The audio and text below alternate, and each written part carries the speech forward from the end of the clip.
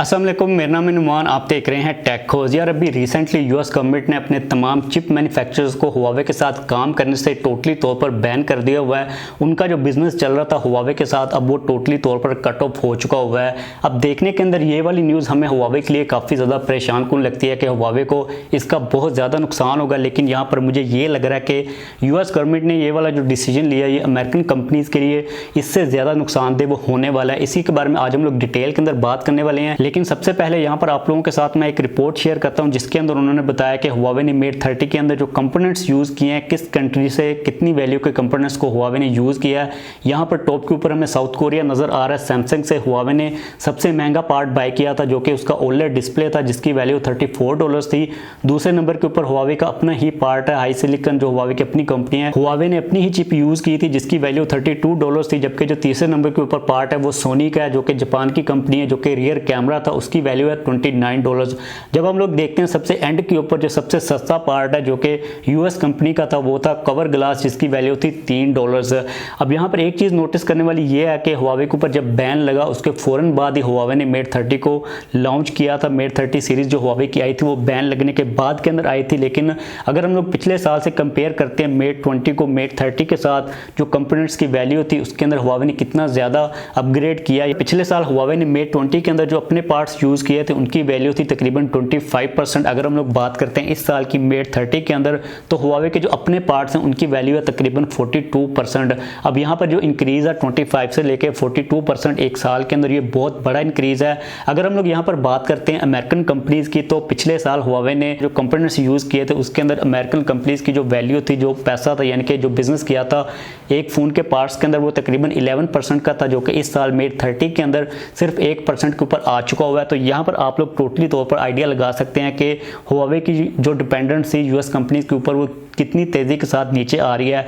लेकिन सबसे इंपॉर्टेंट बात यह है कि ये वाला जो डिसीजन लिया गया अमेरिकन गवर्नमेंट की तरफ से कि चिप मैन्युफैक्चरर्स अब हुआवे के साथ किसी किस्म का कोई भी बिजनेस नहीं कर सकेंगे, उसके बाद अब ये रिपोर्ट आ रही है कि चाइनीज़ गवर्नमेंट जितनी भी अमेरिकन कंपनीज़ हैं उनको अनरिलायबल इंटरली लिस्ट के अंदर डालने वाली है। अब इसका मतलब ये है कि जितनी भी अमेरिकन कंपनीज़ हैं जो कि चाइना के अंदर काम कर रही हैं उनके खिलाफ इन्वेस्टिगेशन की जाएगी, उनके ऊपर मुख्तलिफ किस्म की पाबंदियां लगाई जाएंगी। अगर हम लोग बात करते हैं तो चाइना के अंदर जो सबसे ज़्यादा एक्टिव कंपनी हमें नज़र आती है वो एप्पल ही है। लेकिन एप्पल के अलावा और भी काफ़ी ज़्यादा बड़ी कंपनीज़ हैं जिसके अंदर क्वालकॉम शामिल है, सिस्को शामिल है और बोइंग जो कि एयरप्लेन्स वाली कंपनी है वो भी शामिल है। अब हमें यहाँ पर लगता है कि सिर्फ चाइना के अंदर एप्पल को ही नुकसान होगा। अगर हम लोग यहाँ पर बात करते हैं Xiaomi की, जो कि दुनिया के इस वक्त चौथे नंबर के ऊपर स्मार्टफोन कंपनी आ चुकी हुई है। Xiaomi अभी तक जितने भी बड़े फ्लैगशिप लेवल के फ़ोन्स बना रही है, स्पेशली तौर पर जो 5G फ़ोन्स हैं उनके अंदर जो चिप यूज़ कर रही है वो अमेरिकन कंपनी क्वालकॉम की ही चिप यूज़ कर रही है। इसका मतलब यह है कि अगर अमेरिकन कंपनीज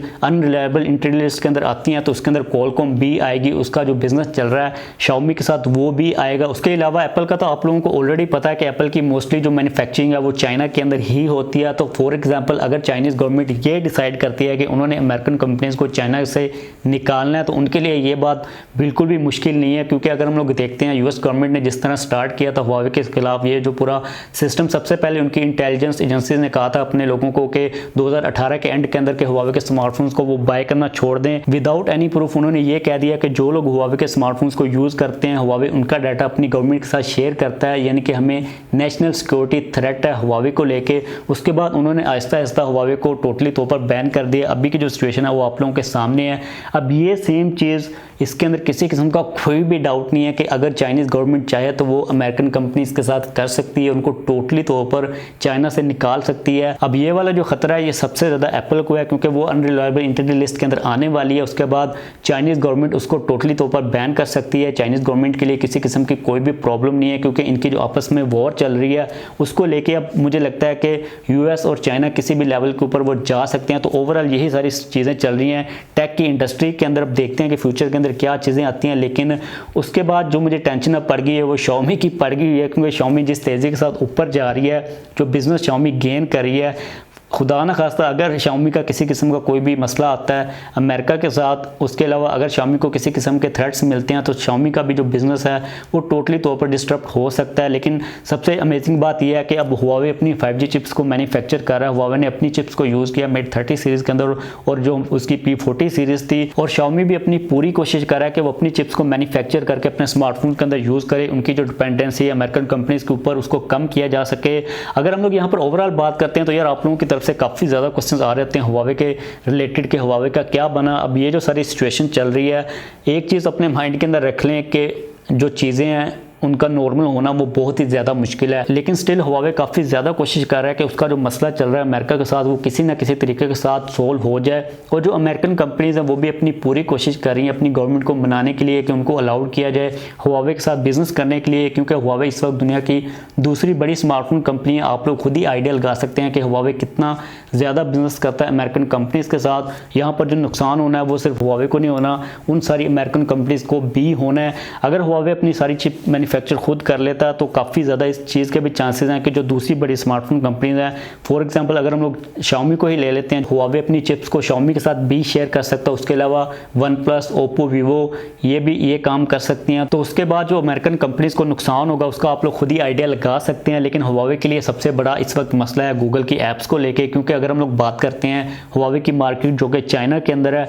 उसको लेके Huawei को किसी किस्म का कोई भी मसला नहीं है। जितनी चाइना की आबादी है, Huawei का जो बिज़नेस है स्मार्टफोन्स को लेके, Huawei के लिए अपनी मार्केट ही इनफ है। लेकिन अगर हम लोग बात करते हैं साउथ एशिया के हमारे दूसरे कंट्रीज़ की, उसके अलावा यूरोप की, तो वहाँ पर जो लोग हैं उनके लिए जो गूगल की एप्लीकेशंस हैं वो बहुत ज़्यादा लाजमी है, जिसकी वजह से Huawei अभी तक स्टिल कोशिश कर रहा है कि वो अमेरिका के साथ अपने प्रॉब्लम्स को किसी ना किसी तरीके के साथ सॉर्ट आउट कर सके। लेकिन अगर गूगल के एप्लीकेशंस का मसला ना होता तो Huawei ने बहुत देर पहले खुद ही अमेरिकन कंपनीज को बाय बाय कर देना था। अभी के लिए Huawei इस चीज़ के ऊपर फोकस कर रहा है कि वो अपनी ऐप गैलरी को डेवलप कर रहे, उसके अलावा अपने ऑपरेटिंग सिस्टम को तैयार कर ले। लेकिन जो गूगल एप्लीकेशन की कमी है वो मुझे नहीं लगता कि Huawei पूरी कर सकेगा। तो इस वीडियो को ख़त्म करते हैं। वीडियो को ख़त्म करने से पहले आप लोग नीचे कमेंट्स के अंदर लाजमी तौर पर बताइएगा कि क्या चाइनीज़ गवर्नमेंट, जिस तरह अमेरिकन गवर्नमेंट ने Huawei के ऊपर पाबंदियाँ लगाई हैं, क्या चाइनीज़ गवर्नमेंट एप्पल के ऊपर इस किस्म की पाबंदियाँ लगा सकता है या फिर नहीं लगा सकता। और आप लोगों को क्या लगता है कि एक्शन लेना चाहिए चाइनीज़ गवर्नमेंट को एप्पल के खिलाफ या फिर नहीं लेना चाहिए। मुझे लगता है कि थोड़ा सा एक्शन ले लेना चाहिए ताकि जो अमेरिकन कंपनीज़ हैं उनको भी थोड़ी बहुत अकल आ जाए कि जो हमारी $1 ट्रिलियन बिज़नेस की कंपनी एप्पल, उसका जो बहुत बड़ा पार्ट है जो कि चाइना से आता है वो मिस हो जाएगा। उनको भी थोड़ी सी रियलाइजेशन हो जाए ताकि वो Huawei के साथ अपने मसलों को सोल्व करके Huawei को भी बिजनेस करने का मौका दें। अगर आप लोगों का कोई क्वेश्चन हो तो आप लोग वो भी नीचे कमेंट्स के अंदर पूछ सकते हैं। इस वीडियो को लाइक और शेयर लाजमी कीजिएगा। उससे पहले अगर आपने अब तक मेरा चैनल सब्सक्राइब नहीं किया तो चैनल को सब्सक्राइब कर लीजिए।